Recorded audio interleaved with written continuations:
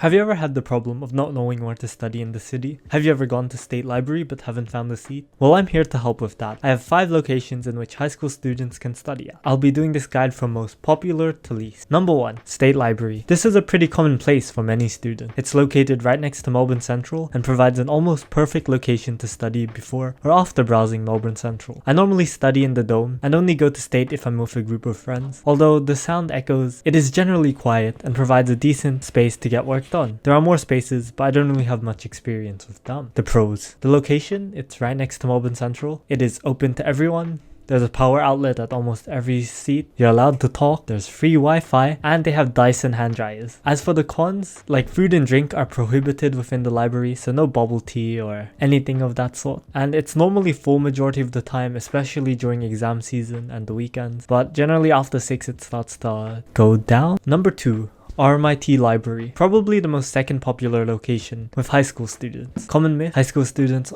can't use the facilities at RMIT. Nope, I debunked this by asking RMIT support and asked for confirmation. High school students are allowed, but are not allowed in areas which require an ID. This applies to all universities that I mentioned. I normally study or hang around building 10 and the terrace building, but depends on if I get a seat or not. The pros, location is a great alternative if state is full, considering that it's right next door. There's many places to study, food is allowed, hot water and microwaves are available. My favorite Asian grocery is also nearby, so if you ever want like ramen or some snack, you can always get that. And they also have Dyson hand dryers. As for the cons, there's no Wi-Fi for non-RMIT students and it's generally packed in the main spaces. Number 3, the city library. In my opinion, the most underrated library within Melbourne CBD. This library is located in Flinders Lane, which is a 3-minute walk from Flinders Street Station, and it's a great location to study. I've gone almost every Tuesday during my double free and have found it to be the best low-key library because of its silent study room where literally no one talks. I call this library Flinders Library because city library is generally mistaken for state,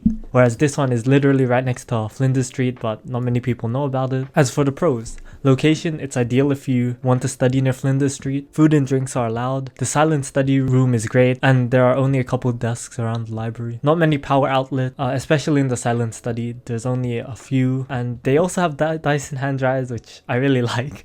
Okay, I have like this thing for public bathrooms which use Dyson hand dryers. Because those hand dryers are like top-notch quality, and I don't know, like after washing my hands I kind of want my hands to be dry. As for the last pro, it also has free Wi-Fi, which is pretty good. The cons, it's quite small, there isn't many seats, but apart from that, it's a pretty good library considering its low-keyness. Hopefully this video doesn't blow up and like not many people know about it still. Number 4, Docklands library, another low-key library just outside the CBD. This library is quite far and requires you to walk a fair distance from Southern Cross Station. There are 3 main spaces to study at, and the facility has a lot of resources from a studio room to make music, a soldering iron, Macs for use, 2 gaming computers, a sewing machine, and a common room with table tennis. The pros, there's free Wi-Fi, there's a nice view of the ocean, generally a quiet space, and great resources for creative, and a lot of study spots. The cons, the location is quite far, around a 10-15 minute walk from Southern Cross or from the tram stop, and food and drinks are not permitted. My 5th and final mention is Melbourne University. Quick disclaimer, I don't know much about the study location since I've only been on the recommendation by my specialist maths teacher, but here are my pros and cons about. Pros, not many high school students go there, food is allowed, the seats are nice, there are many spaces all over the campus, there are more locations which I haven't really discovered, and a lot of eye candy if you know what I mean. The 2 main like locations that I've actually been to are Law Library and Batallones.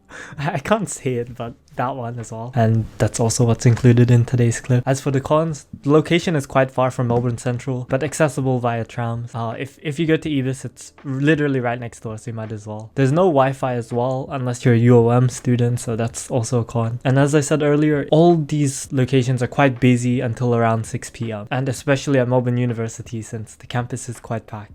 Please note that uni students do get a bit annoyed at high school students for using their study spaces, but you know what, you just gotta do what you gotta do. And yeah, there are a couple other noteworthy mentions such as Supreme Court Library. I've been told this by another friend. Like cafes, literally any cafe in the city that is low-key is a pretty good place to study because they would generally have free Wi-Fi, you'd be able to get caffeine, and they're quiet because not many people know about them. As for myself, I'm not a coffee drinker, so I don't know much about it, nor do I know many coffee stores in the city. study. But my friends did say that those are also a good option. And yeah, that pretty much concludes my where to study in Melbourne video. I hope that you guys got a lot of value out of this and found out a lot about Melbourne and its various study locations. Thanks, and I hope to see you guys in the next video. Wait, okay, that was really bad. That was 7 minutes. Yup. Yeah. Well, that was packed, so maybe not more library.